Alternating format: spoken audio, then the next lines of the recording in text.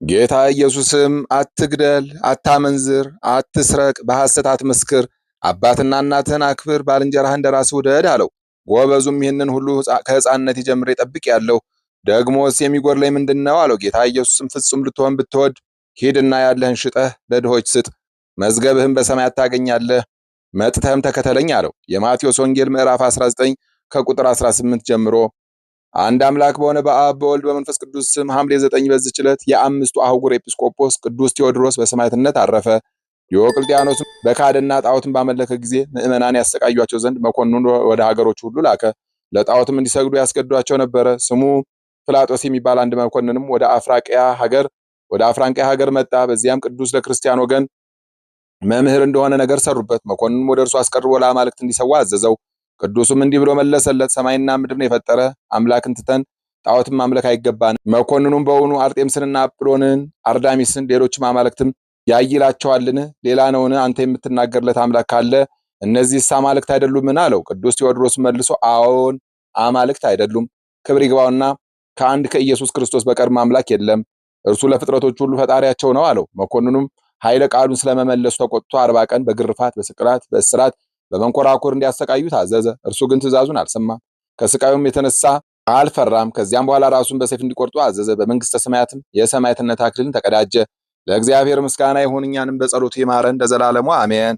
ቅዱስ ታውድሮስ ሰማዕት። በዚህ ቀን ከቆጵሮስ አገር ቅዱስ ታውድሮስ በሰማዕትነት አረፈ።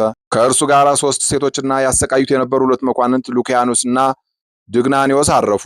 ይህም እንዲህ ነው። ይህ ቅዱስ እንደነዚህ መኮንኖች በከሰሱት ጊዜ እርሱ ክርስቲያንና የቆጵሮስ ኤጲስቆጶስ እንደሆነ ሰምተው ወደ እነርሱ አቀረቡት። ስለ ሃይማኖቱም ጠየቁት። እርሱም ክብር ይግባውና በጌታችን በኢየሱስ ክርስቶስ ታመነ። በበትሮችም እየደበደቡ እየገረፉ ቀጡት። እርሱም እየዳኸ ሂዶ ጣዖቱን ረገጠው፣ ከመንበሩም ላይ ገልብጦ ጣለው። እኒህም 2 መኳንንት ተቆጥተው ጽኑ ስቃይን አሰቃዩት። ስጋውንም በማቅ ጨርቅ ጨውና ኮምጣጣ ነክረው ፋቁት። እርሱም ጣዖታቱን ይረግም ነበረ። ሁለተኛም ምላሱን ቆረጡት። ያን ጊዜም በዚያ ከነበሩ ሴቶች አንዱን ምላሷን አንስታ ወሰደች። ከዚህም በኋላ ቅዱስን ባሰሩት ጊዜ ከሴትየዋ እጅ ምላሱን ተቀብሎ በሆዱ ላይ አኖራት። ወዲያውኑ ምላሱ ተዘርግታ ወደ አፉ ገባች። አንዲት ነጭ ርግብም መታ በቅዱሱ ላይ ዞረች። ሁለተኛም ሶሪት ወፍ መታ በላዩ ተቀመጠች። እኒህም 2 መኳንንት ታይተው አደነቁ። ሉኪዮስም ክብር ይግባውና በጌታችን በኢየሱስ ክርስቶስ አመነ። ያን ጊዜ መኮንኑ ድግናኔዎስ ተቆጥቶ ከቅዱስ ታውድሮስ ኋላ ይከተሉ የነበሩ 3 ሴቶች ገደላቸው። ከዚያም በኋላ ቅዱስ ታውድሮስ ነፍሱን በሰጠ ጊዜ ርግቧና ሶሪት ወፍ በረው ሄዱ። ድግናኒዎስም አደነቀ። ሉኪዮስም የክርስቲያን ሃይማኖት የቀናች እንደሆነች አስረዳው። ክብር ይግባውና በጌታችን በኢየሱስ ክርስቶስም አመነ። ከዚህም በኋላ 2 መኮንኖች ከቆሮንጦስ ሀገር በመርከብ እስከ ቆጵሮስ ሄዱ። ከዚያም ክርስቲያኖችን ሲያሰቃያቸው ሌላው መኮንን አገኙት። ሉኪዮስም ከድግናኔዎስ ተሰውሮ በመኮንኑ ፊት ቆመ። የጣዖታቱን መንበር ገለበጠ። ክብር ይግባውና በጌታችን በኢየሱስ ክርስቶስም ታመነ። መኮንኑም ራሱን በሰይፍ እንዲቆርጡ ታዘዘ። የሰማዕትነት አክሊልን ተቀበለ።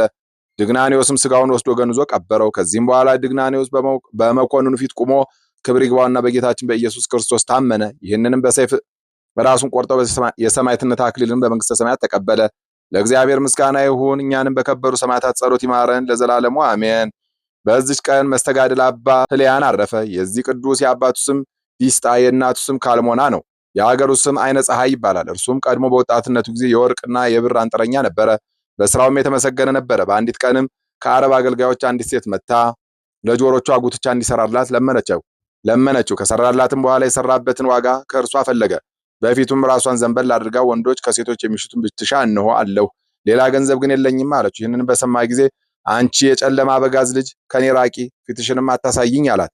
ከዚያም በኋላ ሞትና ፍርድ መኖሩን ለነፍሱም እያሳሰባት በማደሪያው ውስጥ ጥቂት ቆየ። ተነስቶም ለድሆችና ለችግረኞች ገንዘቡን መጸወተ። ከገንዘቡም ከፍሎ ለእናቱ ሰጣት፣ ተሰናበታት። ለ3 ቀናትም የሚበቃውን ስንቅ ይዞ ወደ ገዳም ሄደ። እግዚአብሔርም የልቡናውን ንጽሕና ስላየመራው የራቀውን ቦታ ወደ እርሱ አቀረበለት። ወደ ኤርትራ ባህር ዳርቻም በአንዲት ቀን ደረሰ። ቆሞ ሳለም ነጭ ልብስ የለበሱ እንደ ፀሐይ የሚያበራ መስቀልን የተመረኮዙ 3 ሰዎች ተገለጡለት። አነቁትና ከእሳቸው ጋር ወሰዱት። ወደ አትክልትም ቦታ በደረሱ ጊዜ በትርና በዕንቁ መስቀል ሰጡት። በዚያም በአንድነት ጸለዩና ሰገዱ። ከሰገደበትም ራሱን ቀና ባደረገ ጊዜ ከእርሳቸው ያገኘው አልነበረም። በመለየቱም አዘነ፣ አለቀሰም። ከዚያም በኋላ የአትክልቱ ቦታ ቅጠል እየበላ ውሃ ከእርሷ እየጠጣ ኑሮን በብህትውና አደረገ። ወደ ቦታቸውም ወደ ዋሻ ለመሄድ የፈለገ እንደሆነ በትረ መስቀሉ ታበራለት ነበረ። የረዘመውን መንገድም ትጠቀልለት ነበረ። ልብሱም ከነዚያ ዛፎች ቅጠል ነበረ። የተረገመ ሰይጣንም ተጋድሎን ባየ ጊዜ ሰው ተመስሎ ወደ ክፉዎች ሰዎች ሄደ። እንዲህም ብሎ ነገራቸው፣ በእገሌ በረሃ የተሰወረ ገንዘብ አለ፣ የሚጠብቀውን ከያዛችሁት ታገኛላችሁ። ወደዚያ ወንዝ ማዶም መርቶ አደረሳቸው። በደረሱ ጊዜ መሻገሪያ መንገድ አጡ። እጅግም ተጠምተው ነበርና ውሃውን እያዩ ወደ ውሃው መድረስ ተሳናቸው። ሁለተኛም በሚያስፈራ ዘንዶ ተመስሎ ቅዱስ ሕልያንን ውሃ ሲጠማቸው፣ አንተ ለባልንጀሮች እንዴት አትራራም? እንዴት እሷ አታጠጣቸውም? አለው። በዚያም የሚይዙት መስሎት ነበርና ለቅዱስ ሕልያንም በአውሬ አንደበት እግዚአብሔር የዘለፈው መስሎት ውሃ ቀዳላቸው፣ ያጠጣቸውም ዘንድ ተሻገረ። እነርሱም ድህነቱን አይተው ራሩለት፣ ልብስም ሊሰጡት ወደዱ። እርሱ ግን አልተቀበላቸውም። ወደ ባቱም ተመለሰ። ሰይጣንም ተንኮሉ በከሸፈበት ጊዜ በደጋጎች መነኮሳት ተመሰለ። ሊያስቱትም ወደ እርሱ ሄዱ። በመስቀል ምልክትም በአማተበ ጊዜ አፍረው ተበተኑ። የእረፍቱ ሰዓትን በቀረበ ጊዜ ቀድሞ ተገልጸውለት የነበሩ እነዚያ 3 ሰዎች መጥተው ገድሉን ጻፉ። ባረፈ ጊዜም ቀበሩት። ለእግዚአብሔር ምስጋና ይሁን፣ እኛንም በዚህ ጻድቅ ጸሎት ይማረን ለዘላለሙ አሜን። በዚች ቀን የመብራጣንና የቀፍሃላ ኤጲስቆጶስ የንድራውስ መታሰቢያቸው ነው። የግብፃዊ የቅዱስ ሰርጊስ ቤተክርስቲያንም ቅዳሴ ቤቱ ነው። ዳግመኛም ከአባ ኤሲ ጋር በሰማዕትነት የሞቱ የ5500 የአራት ጭፍሮች መታሰቢያቸው ነው። በረከታቸው ከኛ ጋር ትኑር ለዘላለሙ አሜን። የቅዱሳን አምላክ ለእኛም የአባቶቻችን ረድኤት ይላክልን። አንድ አምላክ በሆነ በአብ በወልድ በመንፈስ ቅዱስ ስም ሐምሌ 10 በዚች ቀን ናትናኤል የተባለው ቅዱስ ሐዋርያ ስምዖን ቀለዮጳ በሰማዕትነት አረፈ። ምስጋና ይሁን ለአብ ለወልድ ለመንፈስ ቅዱስ አንድ አምላክ በሚሆን ዛሬም ዘወትርም ለዘላለሙ አሜን። በሐምሌ 9 ቀን የሚከበሩ ዓመታዊ የቅዱሳን በዓላት አባ ሕልያን ገዳማ፣ ቅዱስ ታውድሮስ ሰማዕት፣ ሰማዕታት ሉኪዮስ እና ድግናኒዮስ በንስሐ ለክብር የበቁ የጦር አለቆች። ወርሃዊ በዓላት አባ በርሱማ ሶርያዊ፣ አቡነ እስትንፋሰ ክርስቶስ፣ 318ቱ ቅዱሳን ሊቃውንት ርቱዓነ ሃይማኖት፣ የብሔረ ብፁዓን ጻድቃን አባ መልከ ጼዴቅ ዘሚዳ፣ ቅዱስ ዞሲማት ጻድቅ፣ ዓለመ ብፁዓን ያየ አባት።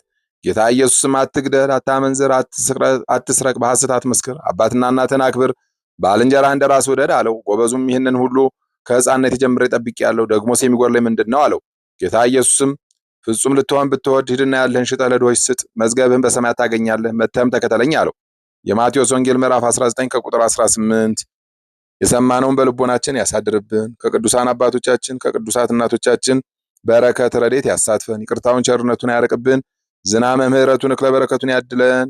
ሰላሙን ፍቅሩን አንድነቱን ይስጠን። በጸሎታችሁ አትርሱን፣ አስቡን ያሉትን ያስብልን። ነፍሳተ ሙታንን ይማርልን፣ ሕያዋንን ይጠብቅልን። እንበል አቡነ ዘበሰማያት ይትቀደስ ስምከ ትምጻእ መንግሥትከ ወይኩን ፈቃድከ በከመ በሰማይ ኢየሱስ ክርስቶስ ከመ ይስረይ ለነ ኃጣውኢነ ተማፀነ ብከ ኃይለ እግዚአብሔር አብይ ኦ እግዚእ ኢየሱስ ክርስቶስ ስራይ ኃጢአት ወኃጢአተ ኩሉ ሕዝብ ከማይሰራ ኃጢአት እግዚአብሔር ይፍታ። እግዚአብሔር ይባርክ።